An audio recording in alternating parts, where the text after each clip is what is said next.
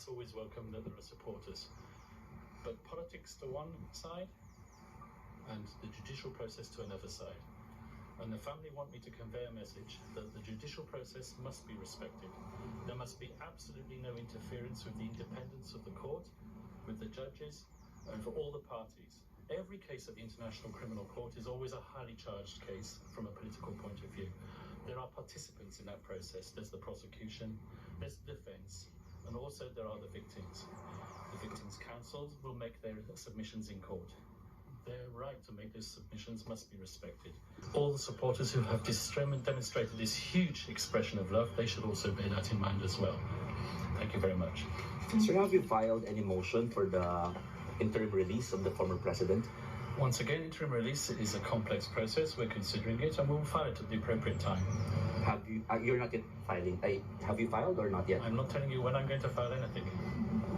How about, sir, you were mentioning in one interview that you have saw at least a compelling argument with regard to junking of the case in terms of jurisdiction. Can you just give us a little bit about it? I wouldn't use the word junking the case. Junking the case is slang.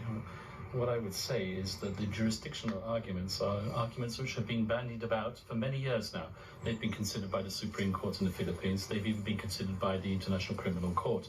These are still valid, live arguments, and they will be argued in court at the right time.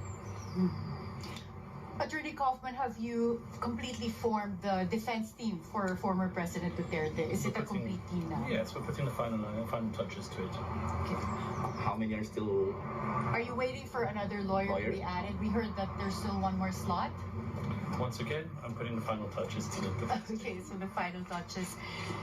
Mr. Kaufman, from an ethical point of view, because the former President Duterte publicly made a statement about relating the killing of the Jews to his war on drugs. Can you comment on that? I'm not going to comment on that. People say things all the time. It's not my position to debate it. I have a job to do. I'm going to defend the former president to the best of my ability.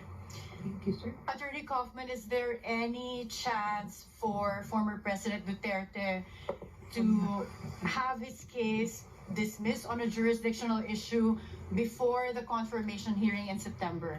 Once again, it's the judges who decide when to hear that argument. Obviously, I would like it to be heard first of all. I believe that there are compelling arguments and I will seek to persuade the judges, but the people who decide at the end of the day are the judges themselves. It's not my job to presume anything here. I believe that there is a strong argument for the lack of ability to exercise jurisdiction given the Philippines' withdrawal from the Rome Statute. I hope that the judges will accept my submission. They might decide, obviously, that they don't want to hear it at the earlier stages. They might want to combine it with the confirmation hearing itself. I hope that will not happen, but once again, it's not my position now to presume anything. I just make my submissions in court, and the judges will decide. Yeah, Attorney Kaufman, you received documentary evidences submitted by the prosecutor's office. Are there expunable evidences that you think? The disclosure process is confidential, and I'm not going to disclose anything about it. Sir, sorry to reiterate the question again. How can you say that you can argue with regard to the jurisdiction? I think I've given my answer to that already, fairly comprehensively. Okay. And you've talked with the family of former President Rodrigo Duterte and including the visits. Are you also assisting with the visits of different family members? As I said, it's the job of any counsel at the International Criminal Court not just to handle the legal side of things, but also the humanitarian side of things, and it's a right to receive visits from immediate family members. And there are also issues about getting some funds from the ICC. Are you privy of that? I'm not going to comment on anything to do with funding. Attorney Kaufman, on the lighter side, I just want to ask, how are you? Well, thank you very much. Maybe you've got information that I had an operation just before I came here. Oh, you had But an yes, operation? Did you have a health issue? No, I had a hernia fix. Oh, okay. Have you been getting enough sleep? It must be very busy preparing for this case. Well, if you know me well, I never sleep. Oh, yeah. But you've handled other ICC cases. What is your estimate as to how long this will take? I can't estimate, really. I really can't. All I can do is say that we will make the submissions, and I hope that those submissions will be accepted. by the judges. But what's the difference between handling this particular case and other cases that you've handled in the past? Well, all cases are highly charged, as I said. Handling a case at the ICC is a challenge.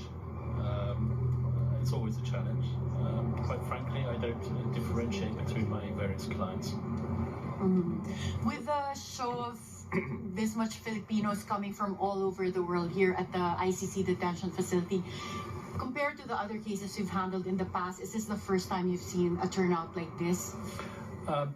Please don't be offended, but no, not really. Oh, really? With have you seen this in other cases? This has happened in other cases as well. When a case gets to a critical stage, then there is always a huge demonstration of support from people of the country concerned, and that's happened quite frequently in this court.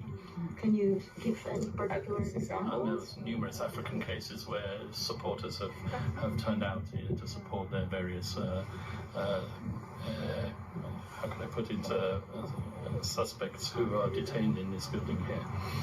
Does that have any impact, negative or otherwise, on the proceedings? Well, it can have a negative impact on the proceedings if, as I said, the media or the supporters turn against the judicial process. The judicial process must be respected. As I've said, this issue is the subject of intense debate in the Philippines. But let's just put the politics on one side and the judicial process on the other side. Attorney Kaufman, you mentioned that you worked with or you knew prosecutor Karim Khan. Can you comment on that? Did you really work with him in some cases before well, became? Put it this way, I've never worked with Karim Khan on a case together. I know Karim Khan for many years. He has a similar background to the same background that I have. We've been working in international criminal tribunals for many years. I was a former prosecutor, so was he. So we've both worked on both sides of the tennis court, if I can put it that way. My familiarity with Karim Khan goes back many years. I respect him. I hope that he will be fair. I have no reason to doubt that he will be extremely fair in this process. And as I said, I look forward to working opposite him in the courtroom. Attorney Kaufman, you're one of the few people who have seen former President Duterte. You get to visit him. How is he, health-wise and physically and emotionally? Well, as I said, he's in good spirits, and I will keep on saying that because he is in good spirits. Obviously, he's 80 years old, and with all the accompanying medical issues that accompany someone who's 80 years old, and